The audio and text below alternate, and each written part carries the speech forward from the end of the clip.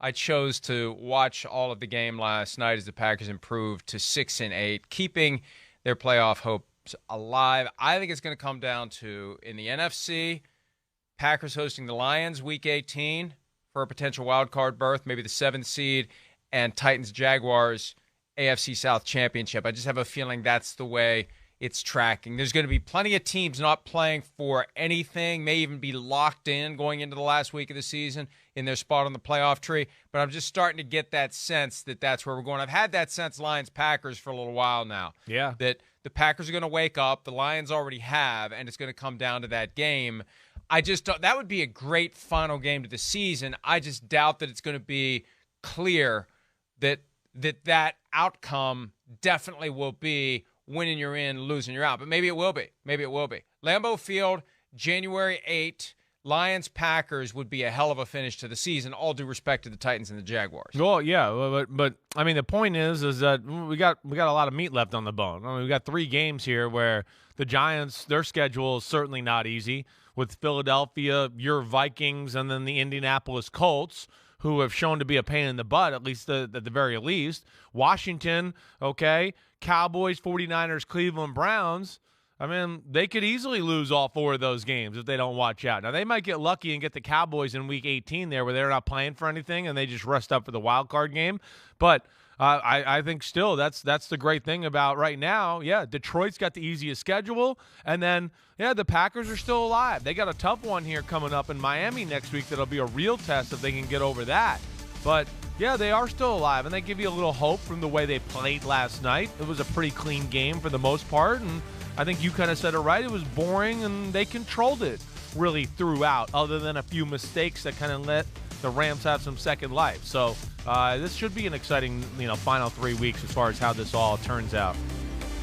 Hey, speaking of that Packers-Dolphins game Yeah. coming up Sunday at 1 Eastern, we've talked about this earlier. I'm always sensitive about scheduling commentary because it can get us in trouble. But we also have to acknowledge the obvious.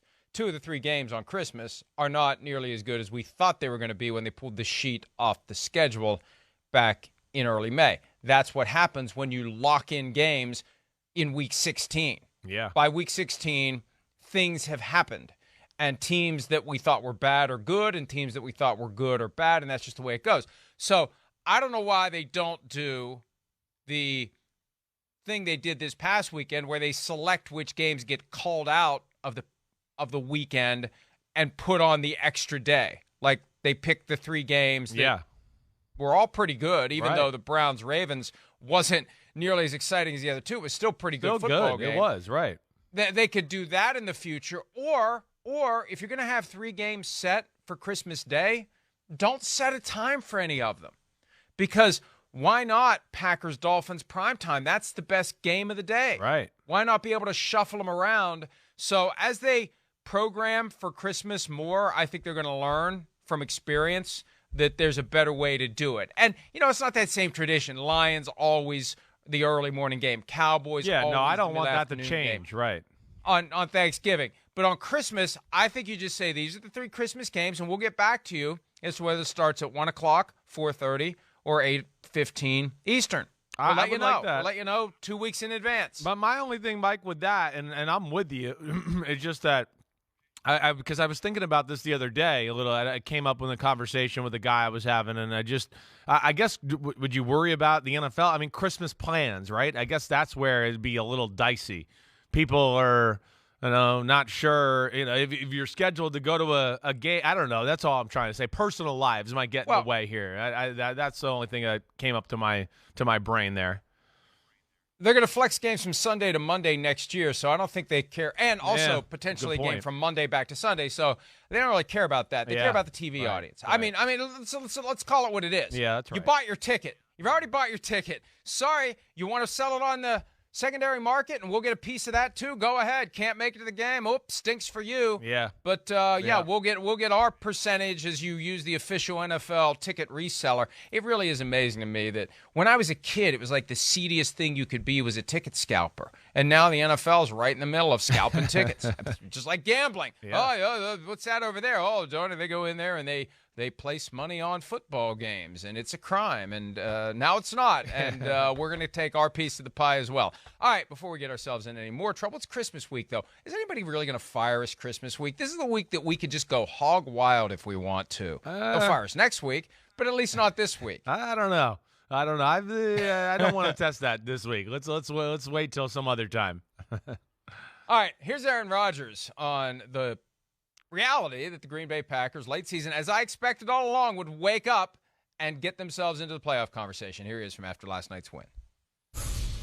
See, I don't know. I mean, look, before the Bears week, we knew we had a bye afterwards, and those of us who sometimes peek ahead knew that we had to win 5 and then have a lot of things go our way.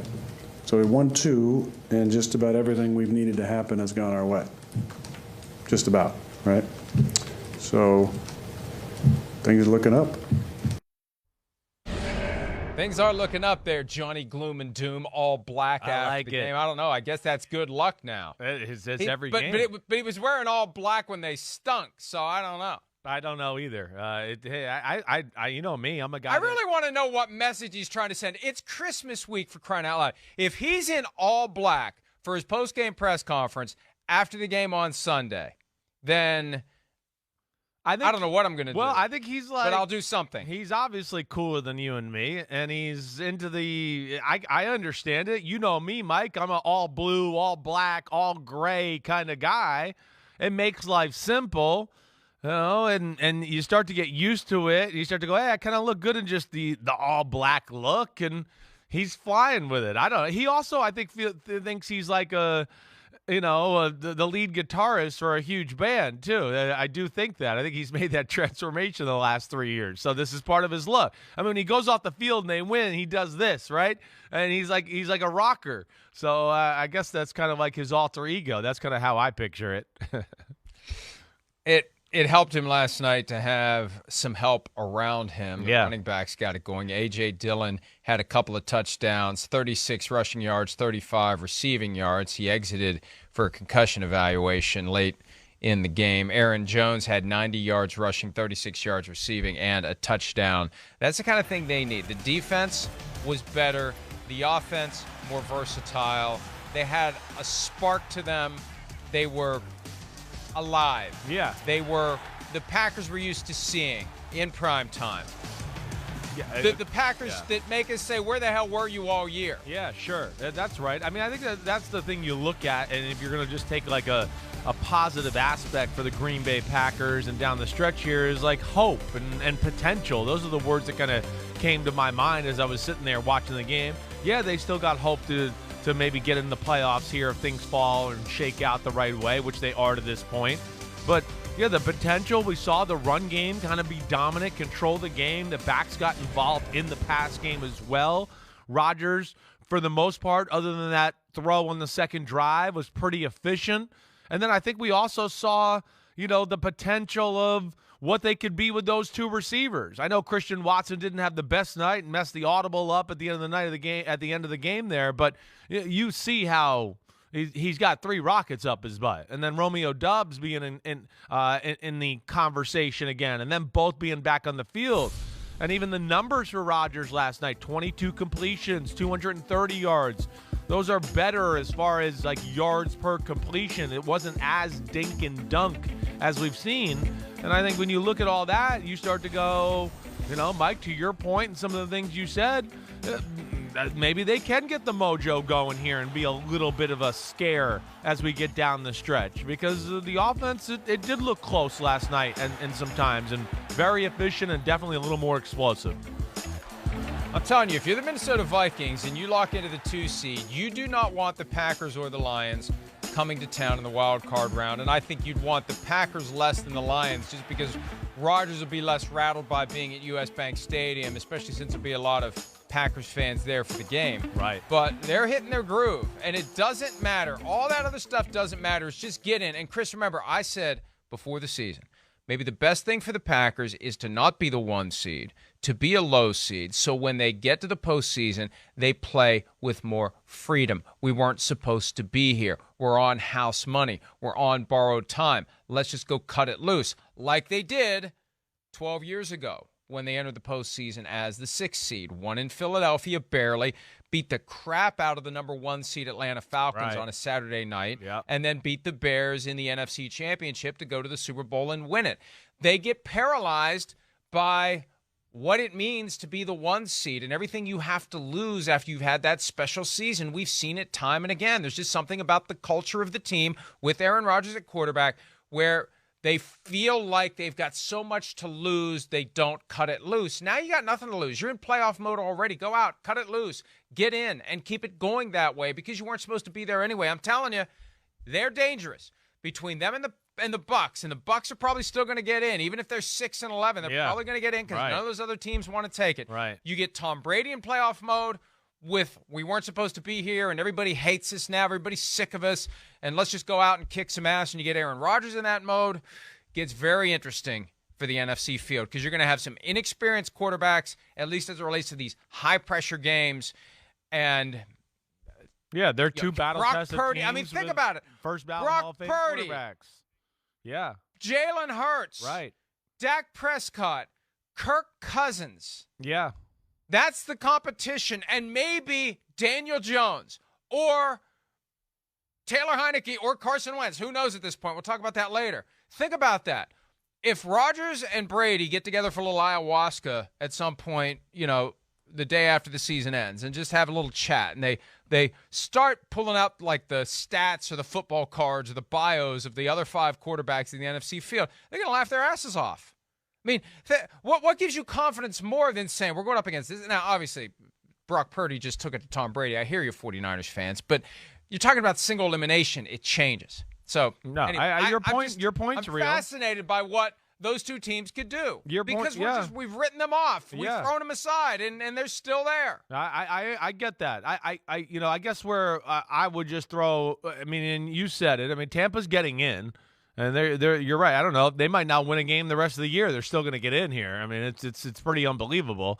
I'm being sarcastic a little bit there, but Green Bay would be a team that I see a little more potential to be scary. I guess that's what I think more than anything. Brady, Rodgers, they're both a little jumpy in the pocket. We know that. I think the potential of these 2 receivers on Green Bay is a little scarier than what Tampa has right now. And Mike Evans hasn't been the same. Chris Godwin hasn't, quite been, I don't think 100% the whole year. They don't have that speed guy. They don't have the run game that the Packers have. And I don't think, if Bakhtiari's in there, I don't know if they can protect as well as Green Bay does. So that's where I would give Green Bay a chance to be a little more scary than Tampa.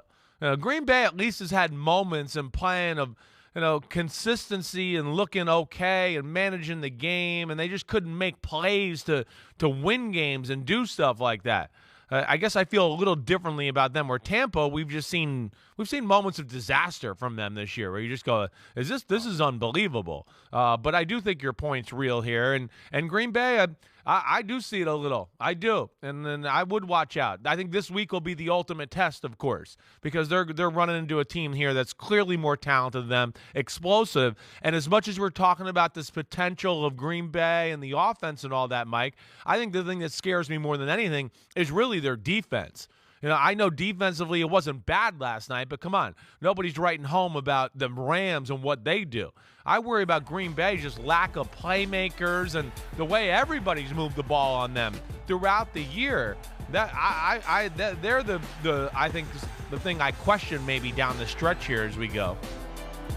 Yeah, for everything the Rams did in 2 days to get Baker Mayfield ready, it sure feels like they didn't have the same impact when they had 11 days to get him ready for the next game. They did a good job Sluggish last night. all night. Yeah, right. I'm surprised they even scored a touchdown. What was that? That throw was like, what was that? I mean, it was a very different guy than what we saw in his debut. He was getting hit. He rushed it, and at a certain point, you just have to eat it. As soon as he let go of it, I thought this isn't going to end well because it had that. He had the demeanor of somebody who was just desperate to make something happen. When you're right on that line of playing within yourself and trying so hard to make something happen that you're going to end up stepping into a mess, and he stepped into a mess right there. Back to Dobbs and Watson. Yeah. A couple of interesting statistics. Aaron Rodgers was 7 of 7 for 91 yards when both Watson and Dobbs were on the field. And for the season, he's 20 of 24 when they were both on the field. Let's have another listen to Johnny Cash, a.k.a. Aaron Rodgers. What's with all the black? Looks like you're going to a funeral. Maybe I am. Here he is talking about having Dobbs and Watson together. Like I said, Romes, I think, is going to bemoan a couple of his opportunities to maybe catch and run and get some more yards. But I was happy to get him out there. He's a very crisp route runner. They were asking me about the difference between Christian and Romes this week. And Romes has always been a little bit more polished of a route runner. Christian is just so explosive. So I thought Matt did a good job of giving Romeo some routes where we needed his crispness on the routes, and then giving Christian opportunities to use his speed, which we've basically been doing. I thought Cobby had a few nice plays for us as well, and we got to keep finding ways to get Allen involved too. And look, they were so confident in what they had with Dobbs and Watson that they gave Sammy Watkins walking papers on Monday. I'm not real thrilled about the timing. Look, they can do whatever they want, whenever they want, however they want. The teams do that. But they had 2 weeks since their last game. Surely they didn't just decide yesterday morning, we're going to part ways with Sammy Watkins. They squatted on him. Now they had to pay him. They had to pay him through the process, but they kept him away from other contenders for as long as they possibly could. They got through all of week 14, all of week 15. Nobody else had a chance to get him. Yeah. And, now he's out there and he goes through waivers. And it's just one of those little things. It's like, I know, Mike. I'm with you. Come on. He hasn't been a superstar. It's not like he's been there for 10 years, but it's just one of those little things. Are you going to treat people like human beings, or are you going to treat them like inanimate pieces in your football machine? And that's a move that makes me think the humanity sensitivity isn't where it needs to be, because they squatted on the guy longer than they needed to. Yeah. They knew they weren't going to keep him. Why not give him a chance to land somewhere and play this past weekend? Why not listen, do that? there's a balance. It's a balance. I mean, you're right. I mean, listen, you are balancing humanity and it is a business, and maybe they wanted to see where the health of the receivers were. I don't know. The timing was odd, Mike. It was one of those where I thought maybe they told him, hey, we're going to play the young guys a lot. You're not going to play. And maybe he just said, well, then can you release me? I don't know if I necessarily, you know what I mean? Because for other thing too, Mike, to what you're saying is, I don't think anybody was clamoring like, I wonder if they'll release Sammy Watkins. He'll help us down the stretch here. I mean, it seems like it's over for Sammy Watkins for the most part. But it was curious, and I hope they didn't do him dirty, to your point. I don't. But I do think that just these two guys at receiver, they got some specialness about them. They do. And I mean, Rodgers, of course, explained it right on the money there. And gosh, I mean, those two, they're so good, and they make you think differently about their team. And, it is exciting to see them on the field at the same time, even though they both didn't capitalize on everything they could do last night. Again, I think the word potential, the more explosive, Rodgers seemed more comfortable just cutting it loose to them and trusting them last night. And I think they're good enough, too, to where they're good enough to where they might be able to get Rodgers to think twice if he was thinking about retiring next year, to go, you know what, I'm going to come back, because I haven't had two like this in a while. So I might try to give it a go. Our O-line's going to be okay. These running backs are here.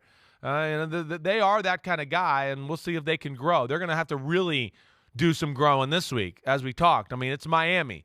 Miami's going to score points on that Green Bay defense. We've seen a lot of teams move the ball and run, pass, whatever here the last 6-8 weeks on that Green Bay defense. This week, this team's going to do it, and they're going to be pissed off. So Dobbs and Christian Watson going to have to be on their game and make some plays. I don't think Aaron Rodgers needed many reasons beyond the $60 million that he only gets if he plays next year. It's a comfort thing. But yeah, you know what I mean. Yeah. Yeah, that makes it a little easier to justify the grind week in and week out beyond checking your bank statements and looking at the size of the check you just got. Man, that must be this awesome, week, though. and you're going to get next week and next week and beyond. Hi, it's Mike Florio. Thanks for watching PFT on YouTube. Hit subscribe for the latest news and analysis from Pro Football Talk.